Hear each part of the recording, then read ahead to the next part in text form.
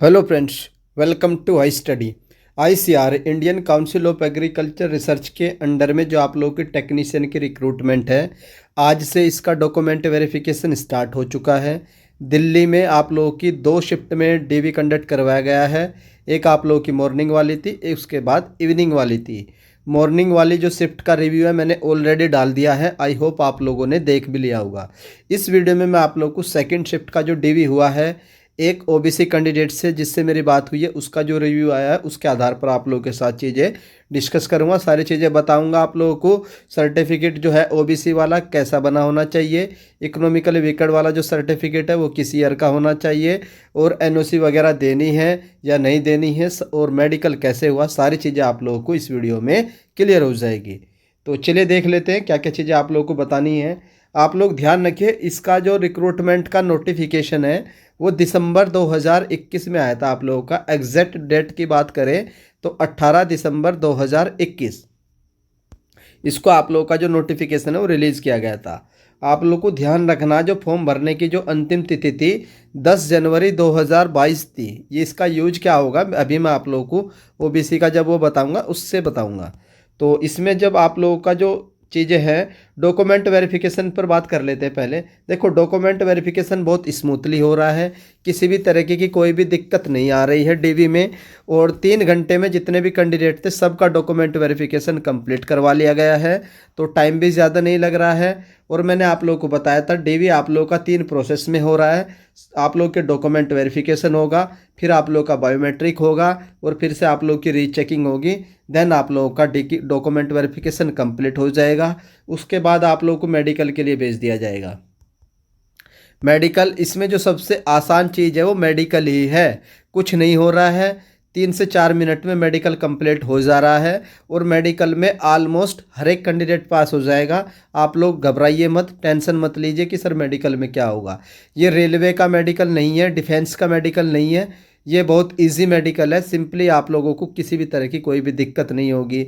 BP check कर लिया, sugar level check कर लिया, ऑक्सीजन लेवल चेक कर लिया, ये तो नॉर्मली रहता है हर एक कैंडिडेट का। थोड़ी बहुत आईसाइट चेक कर ली, तो यही है, कुछ ज़्यादा बड़ी चीज़ नहीं है। मेडिकल की आप लोगों को टेंशन लेने की कोई किसी भी तरह की ज़रूरत नहीं है। तो मेडिकल की तो ऊपर ज़्यादा बात करने का कोई फ़ायदा नहीं है। जब मेडिकल हो ही रहा 3-4 मिनट में, तो आप लोग देख लीजिए तो 3-4 मिनट में क्या ही चेक होता है। तो मेडिकल की टेंशन नहीं है।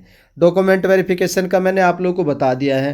10th के डॉक्यूमेंट किस किस के, 10th के डॉक्यूमेंट, 12th के डॉक्यूमेंट, उसके बाद ग्रेजुएशन के, और अगर किसी को रिजर्वेशन का बेनिफिट्स लेना है तो उसको रिजर्वेशन का सर्टिफिकेट एज पर उस हिज कैटेगरी। तो 10th के डॉक्यूमेंट ओरिजिनल रखो, 12th के दे दो, ग्रेजुएशन के दे दो। बस ध्यान आप लोग को ये रखना, मेरे हिसाब से आप लोग सारे डॉक्यूमेंट्स लगाइए। क्यों लगाइए? सारे डॉक्यूमेंट्स लगाने का ये फ़ायदा होगा, जब आगे आप लोगों का प्रमोशन होगा तो उस प्रमोशन भी आप लोगों की एजुकेशन क्वालिफिकेशन देखी जाती है कि जिस पोस्ट पर आप लोगों का प्रमोशन हो रहा है उसकी क्या एजुकेशन क्वालिफिकेशन है, और वो आप लोगों के पास है या नहीं है। मान लीजिए आप लोगों के पास है और आप लोगों ने लगाई नहीं, तो आप लोगों को उस पोस्ट का प्रमोशन नहीं दिया जाएगा। तो मेरी जो रिक्वेस्ट है आप लोगों से, जो भी आप लोगों के पास एजुकेशन क्वालिफिकेशन कंप्लीट है टिल ग्रेजुएशन, अगर ग्रेजुएशन के बाद भी है पोस्ट ग्रेजुएशन, उसकी भी लगाइए, आप लोग को फ़ायदा होगा। और एग्रीकल्चर वाले से रिलेटेड अगर किसी के पास ग्रेजुएशन है तो वो तो ज़रूर ही लगा दीजिएगा, उसका तो डेफिनेटली फ़ायदा होगा ही। बाकी 12th की जो बेसिक है आप लोगों के डॉक्यूमेंट्स देने हैं, 10th के और ग्रेजुएशन के।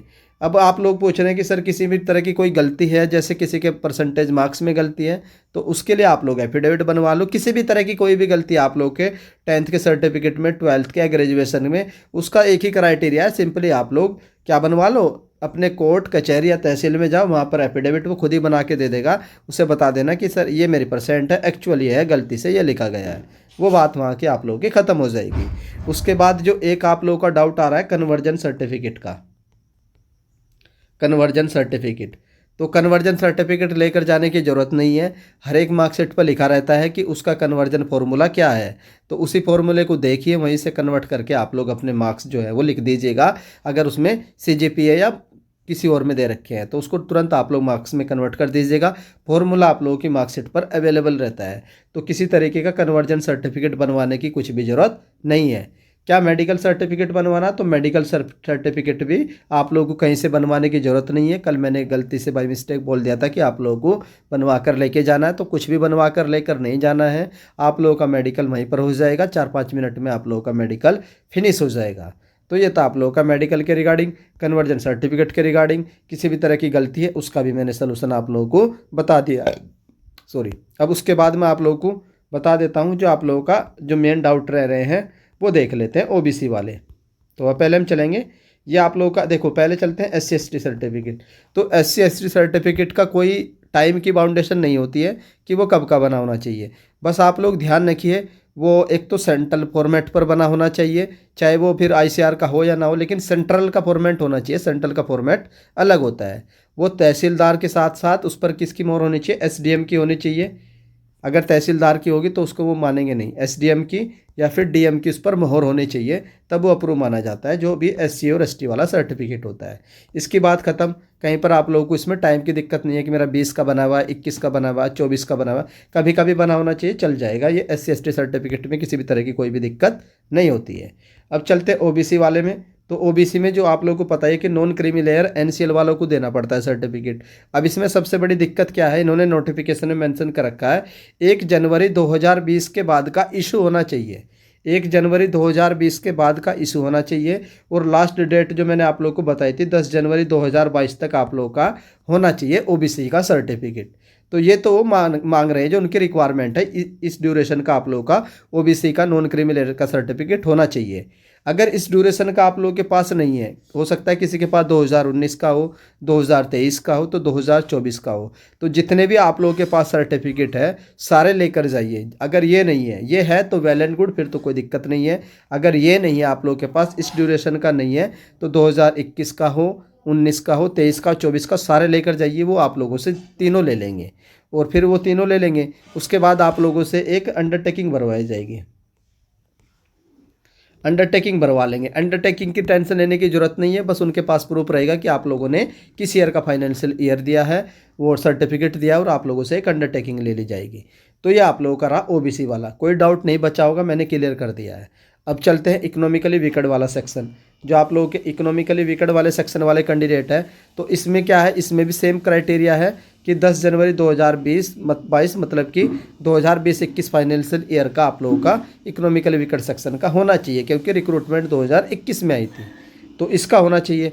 अगर इसका नहीं है आप लोगों के पास, लेटेस्ट है तो लेटेस्ट लेकर जाइए, जो भी आप लोगों के पास उसे लेकर जाइए, वो वहाँ पर जमा कर लेंगे, आप लोगों से अंडरटेकिंग साइन करवा लेंगे, किसी भी तरह की कोई भी दिक्कत नहीं होने वाली है। ये आप लोगों का इकोनॉमिकली वीकड वाला सेक्शन का सर्टिफिकेट के रिगार्डिंग डाउट था। बस ध्यान रखिएगा, फॉर्मेट वही होना चाहिए जो मैंने आप लोगों को फॉर्मेट दिया था एनेक्सर में, जो मैंने दे रखे है। जैसे इसका जो है आप लोगों का एनेक्सर 6 है, और OBC वाले का एनेक्सर 5 है। अब चलते हैं लास्ट में, जो आप लोगों का डाउट है वो भी मैं लिख देता हूँ। NOC वाला, नो ऑब्जेक्शन सर्टिफिकेट, ये उनसे माना जाता है जो कैंडिडेट ऑलरेडी किसी सेंट्रल गवर्नमेंट या स्टेट गवर्नमेंट की जॉब में वर्किंग होते हैं। तो ये आप लोगों से ली जा रही है, तो NOC आप लोगों से ली जा रही है, तो NOC आप लोग लेकर जाइएगा जो भी ऑलरेडी किसी गवर्नमेंट जॉब में है। तो हो सकता है आप लोगों से NOC से भी कोई अंडरटेकिंग ले लें कि बाद में जमा कर दीजिएगा, लेकिन अगर आप लोगों के पास है, मिल सकती है आप लोगों के जो जहाँ भी आप लोग जॉब करते हैं वहाँ से मिल सकती है, तो आप लोग लेकर जाइए, किसी भी तरह की कोई भी दिक्कत नहीं होगी NOC के रिगार्डिंग। तो ये आप लोगों के DV के रिगार्डिंग रिव्यू था, दोनों शिफ्टों का मैंने शेयर कर दिया है, सारी चीज़ें क्लियर करने की कोशिश की हैं। फिर भी आप लोगों का कोई डाउट रह जाता है वो कमेंट सेक्शन में पोस्ट कर दीजिएगा, वो डाउट आप लोगों का कमेंट सेक्शन में ही मैं क्लियर कर दूंगा। आई होप आप लोगों को रिव्यू पसंद आया होगा, और अगर रिव्यू पसंद आता है तो आप लोग वीडियो को लाइक कर दीजिएगा। चैनल पर फर्स्ट टाइम विजिट कर रहे हो तो चैनल को सब्सक्राइब कर लो, बेल आइकन को ऑन रख लीजिए। वीडियो देखने के लिए धन्यवाद, थैंक यू।